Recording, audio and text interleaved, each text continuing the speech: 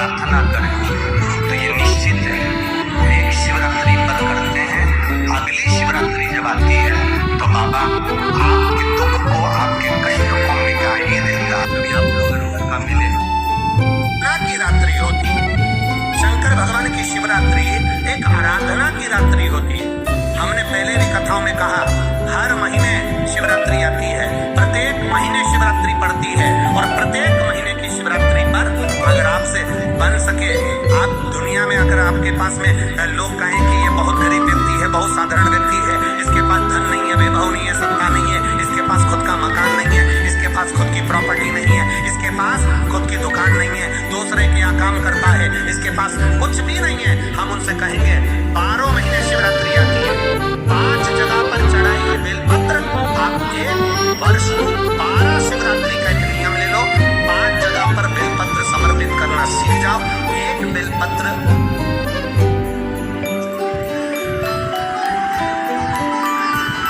ये शिवलिंग, ये जलाधारी, बहुत ध्यान से देखना, ये चरण जहां से जल नीचे गिरता है, गणेश जी का स्थान, कार्तिकेय जी का स्थान, यह हस्तकमल, माता पार्वती जी का हाथ हस्तकमल, शिवलिंग, भगवान शंकर का स्थान।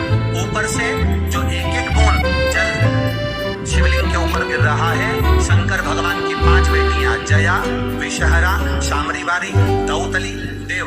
बीच में जो एक मोटी सी लाइन है वो शंकर भगवान की छोटी लड़की, क्या नाम है? अशोक सुंदरी।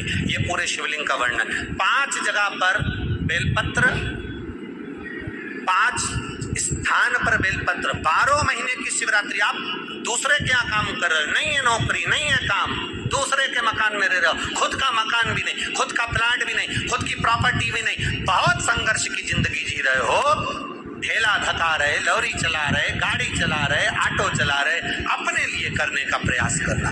घर में जितने सदस्य हैं, 12 महीने शिवरात्रि आती है, एक बेलपत्र अशोक सुंदरी वाली जगह पर डंडी का मुंह नीचे की हुई, दूसरी बेलपत्र माता पार्वती जी के हस्त कमल पर। ये 2 पत्ती जो होती है, इस पत्ती के 2 भाग शिवलिंग के बीच में हो। तीसरी बेलपत्र भगवान शंकर के शिवलिंग पर, डंडी का भाग आपके विपरीत दिशा में हो, विपरीत दिशा।